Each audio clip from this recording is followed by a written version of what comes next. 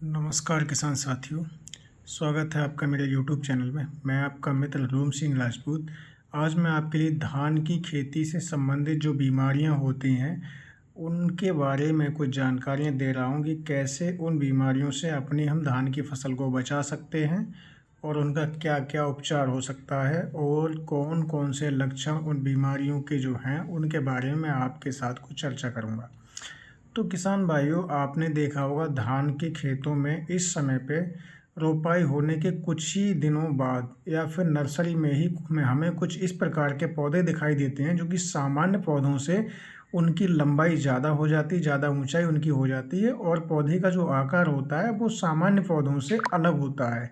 यानी कि वो पौधे पतले होते हैं और उसमें एक प्रकार से हम कहें तो पत्तियां बहुत पतली हो जाती हैं और पतली पतली पत्तियां होकर वो ऊपर के लिए निकला चला जाता है।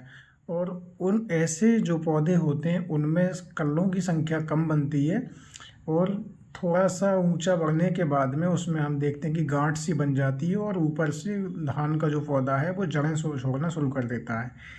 ये समस्या बहुत ही गंभीर समस्या है और मैंने ये भी देखा है कि कुछ खेतों में ये जो समस्या है वो बहुत ज़्यादा है, यानी कि 75% तक कुछ खेतों में ये बीमारी देखी गई है।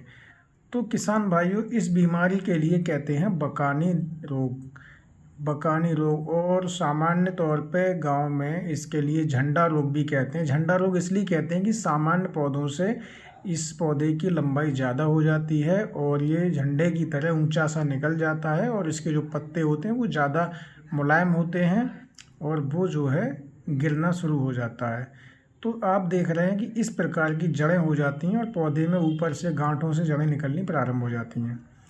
किसान भाइयों, इस बीमारी से अपनी फसल को बचाने के लिए हमारे लिए जो ज़रूरी रासायनिक दवा है उसके बारे में मैं बता रहा हूँ। किसान भाइयों, धान में जो बकानी रोग होता है, बकानी रोग से अपनी फसल को बचाने के लिए हमको कुछ दवाइयाँ हैं उनके बारे में हमें जानकारी कर लेनी चाहिए और उन दवाइयों का समय से हमको उपयोग करना चाहिए जिससे कि हम अपनी फसल को बचा सकें। तो किसान भाइयों, सबसे पहले नंबर पे मैं आपको बताता हूँ, एक दवा आती है थायोफिनाइड मिथाइल। थायोफिनाइड मिथाइल जो दवा आती है इसमें 70% तक सक्रिय तत्व होता है जो कि इसका छिड़काव करने से हम अपनी फसल को बकानी रोग से बचा सकते हैं। इसके साथ साथ किसान साथियों, हम अपने खेत में साफालाइज़र भी लगा सकते हैं। साफालाइज़र जो है यूपीएल कंपनी की आती है। इसमें भी बहुत अच्छे सक्रिय तत्व होते हैं जो कि इनका उपयोग करने से हम अपनी फसल के लिए बकानी रोग से बचा सकते हैं। और किसान साथियों, अगर साफालाइज़र नहीं लगाते हैं तो स्प्रिंट आती है एक, जो कि इंडोफिल कंपनी की आती है। इसका भी बहुत अच्छा असर होता है जो बकानी रोग से हमारी फसल को बचाने का काम करती है। इसके बाद किसान साथियों, एक एंट्राकोल नाम से दवा आती है। ये भी फंजीसाइड होता है और ये बायर कंपनी का होता है। इसका उपयोग करने से हम अपनी फसल के लिए इस बीमारी से बचा सकते हैं। तो किसान भाइयों, ये मैंने आपको बताया कि जो धान की फसल में बकानी रोग आ जाता है, यानी जिसके लिए झंडा रोग कहते हैं, उससे अपनी फसल को बचाने के ये हमने उपाय बताए। अब किसान साथियों, बात करते हैं कि धान की फसल में बकानी के साथ साथ कुछ और भी बीमारियां आती हैं, जैसे कि leaf blast of rice. Leaf blast का मतलब होता है पत्ती जो होती हैं उन पर भूरे कत्थई रंग के धब्बे बन जाते हैं। उन धब्बों से अपनी और इस प्रकार के जो धब्बे बन जाते हैं, तो ये जो धब्बे हैं ये इनकी जब संख्या बहुत ज़्यादा हो जाती है तो फसल में हमारी जो पत्तियां हैं वो सूखनी शुरू हो जाती हैं और पौधा धीरे धीरे करके पूरा पौधा हमारा ख़त्म हो जाता है। तो इससे बचाने के लिए हमारे लिए अपने खेत में हेक्साकोनाजोल 5% EC नामक एक दवा आती है। इसका हम ये रासायनिक दवा होती है, इसका छिड़काव करने से हम अपनी फसल के लिए इस बीमारी से बचा सकते हैं। यानी जो भूरे रंग के जो धब्बे होते हैं ये पत्तियों पे दिखाई देते हैं, जैसे कि पत्तियां हैं उसमें बीच में स्पॉट दिखाई देते हैं, ये जो धब्बे होते हैं। और ये धब्बे पत्तियों के बीचों बीच पत्तियों पे, और इनकी संख्या बहुत ज़्यादा हो जाती है जिससे कि हमारी फसल में बहुत ज़्यादा नुकसान होता है। अब किसान साथी बात करते हैं node blast of rice. Node blast of rice का मतलब होता है कि जो हमारे धान की पौधे होते हैं, पौधे की गांठें जो होती हैं वो गांठें अपने आप गलने लगती हैं क्योंकि वहाँ पर काले काले धब्बे आ जाते हैं और कुछ काले कुछ कत्थई रंग के धब्बे जो आ जाते हैं, उन धब्बों से धान वहीं गांठों से जो है वो गलने लगता है और गल के हमारा पौधा हम देखते हैं कि वहीं से गिर के ख़त्म सा हो जाता है। तो इससे बचाने के लिए भी हमारे लिए कुछ रासायनिक दवाइयाँ हैं, उनका इस्तेमाल करना चाहिए। जैसे कि इसमें हम कर सकते हैं टेब्यूकोनाजोल 50% और इसके साथ में हम ले सकते हैं ट्राइफोलिक्सट्रोविन नामक दवा होती है, ये 25%। इन दोनों का मिक्सचर बना के हम अपनी फसल में लगा सकते हैं। इससे हम अपनी फसल का जब इसके हम उपचार करेंगे, फसल में जब इन दवाइयों को लगाएंगे तो हमारी जो फसल है वो आसानी से हम इन बीमारियों से अपनी फसल को बचा सकते हैं।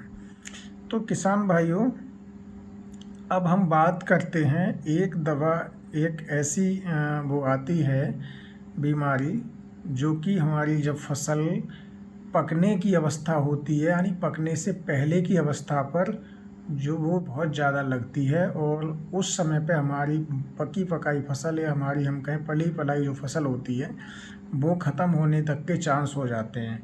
तो वो बीमारी कौन सी होती है? उसको कहते हैं नेक ब्लास्टोब्राइस। नेक ब्लास्ट का मतलब हो गया किसान भाइयों गर्दन। नेक का मतलब गर्दन होता है, यानी कि जो उसका टॉप भाग होता है, पौधे का जो टॉप भाग होता है यानी शीर्ष भाग होता है धान का, वहाँ से जो बाली होती है, बाली से नीचे का हिस्सा वहाँ से जो है गलने लगता है। तो इस रोग का प्रकोप सीधा बाली के जो नीचे का तना होता है वहाँ पर इसका प्रकोप होता है, जिससे कि हमारा जो पौधा होता है उसमें बहुत ज़्यादा नुकसान हो जाता है। तो किसान भाइयों, अगर ऐसी स्थिति आती तो जो हमारी पली बलाई फसल होती है वो हमारी ख़त्म होने तक के चांसेस हो जाते हैं। तो किसान भाइयों, हमें अपनी फसल को बचाने के लिए इस समय पे हमको इन दवाइयों का इस्तेमाल करना चाहिए। जैसे कि किसान भाइयों, एक दवा होती है कासुगामासाइन 5% SL। इसका छिड़काव करने से हम अपनी फसल को इन रोगों से बचा सकते हैं। अब किसान साथियों, बात करते हैं इसके साथ साथ हम और कौन कौन दवाइयाँ ले सकते हैं। जैसे किसान साथियों, मैंने आपको बताया इन दवाइयों के साथ साथ हमको स्ट्रेप्टोसाइक्लिन नाम से एक दवा आती है जो कि एंटीबायोटिक का काम करती है। इसका अगर हम इस्तेमाल करते हैं किसी भी फसल में तो हमारी जो फसल है उसकी प्रतिरोधक क्षमता बढ़ जाती है और जितने भी प्रकार के रोग आते हैं वो रोग नहीं आते हैं। अब किसान साथियों, यहाँ कुछ सावधानियाँ हम और भी देख सकते हैं। जैसे कि जब हम फसल की रोपाई करते हैं, बीज का चयन करते हैं, तो उस समय पे हमारे लिए बीज जो है रोग प्रतिरोध होना चाहिए। दूसरी चीज़ ये है कि बीज हमारा अच्छी तरीक़े से फंजीसाइड से ट्रीटमेंट उसका किया हुआ होना चाहिए। फिर हमें जड़ का शोधन भी करना चाहिए जब हम पौध लगाते हैं। तो हमें इस प्रकार की बीमारियों से अपनी फसल को बचा सकते हैं। अब किसान साथियों, कुछ और सावधानियां हैं, उनके बारे में बताता हूँ। जैसे कभी भी फसल में अगर बीमारी आ जाती है तो हमको सबसे पहले उस बीमारी से अपनी फसल को बचाना चाहिए और फसल को बचाने के साथ साथ हमें ये ध्यान रखना चाहिए कि उस समय पे हम कोई भी ग्रोथ प्रोमोटर या यूरिया वगैरह ना लगाएं, क्योंकि ऐसा करने से ये होता है कि रोग जो होता है वो और ज़्यादा फैलने लगता है, फिर उसको रोकना मुश्किल हो जाता है। तो हमें इन चीज़ों का विशेष ध्यान रखना है कि अगर बीमारी है तो उस समय पे हमारे लिए पहले बीमारी का इलाज करना है, उसके बाद हम फसल में बढ़ाने की, उसकी लाख बढ़ाने की और पौध वृद्धि कारक जो दवाइयाँ होती हैं उनका इस्तेमाल बाद में करेंगे। तो किसान भाइयों, आशा करता हूँ कि वीडियो आपको पसंद आई होगी। किसान भाइयों, मैं इसी तरह से आपको समय समय पर खेतीबाड़ी से जुड़ी अच्छी जानकारियाँ देता रहता हूँ। और जो लोग किसान भाई जो हमारे चैनल पर नए आए हैं वो चैनल को सब्सक्राइब करें, जो चैनल को पहली बार वीडियो को देख रहे हैं वो चैनल को सब्सक्राइब करें और साथ ही साथ हमारी वीडियो को लाइक करें और जो घंटी का बटन होता है यानी बेल आइकन होता है उसके लिए ज़रूर दबाएं। किसान भाइयों, इसी तरह से मेरे साथ आप जुड़े रहिए। मैं आपको इसी तरह से अच्छी वीडियो देता रहूँगा और आपके लिए इसी तरह से मार्गदर्शन करता रहूँगा। सभी फसलों पर मैं आपके लिए वीडियो बना के देता रहूँगा। किसान भाइयों, मैंने आज की वीडियो में सिर्फ धान के रोगों के बारे में, जो मुख्यतः रोग हैं उनके बारे में ही मैंने बात की है। धान में बहुत सारे रोग लगते हैं, तो आगे मैं कोई वीडियो बनाऊंगा उसमें बाकी की चीज़ों को कवर करूंगा। जैसे मैंने आज की वीडियो में कीटनाशक और कीट के बारे में नहीं बताया है, लेकिन आगे जो वीडियो बनाऊंगा उसमें मैं आपके लिए कीटनाशक और कीटों के बारे में भी बताऊंगा। तो किसान भाइयों, आज तक के लिए बस इस वीडियो में हम आपको इतनी ही जानकारी देते हैं और अगली वीडियो में आपसे फिर मिलेंगे। तब तक के लिए हम आपसे नमस्कार करते हैं। जय हिंद, वंदे मातरम।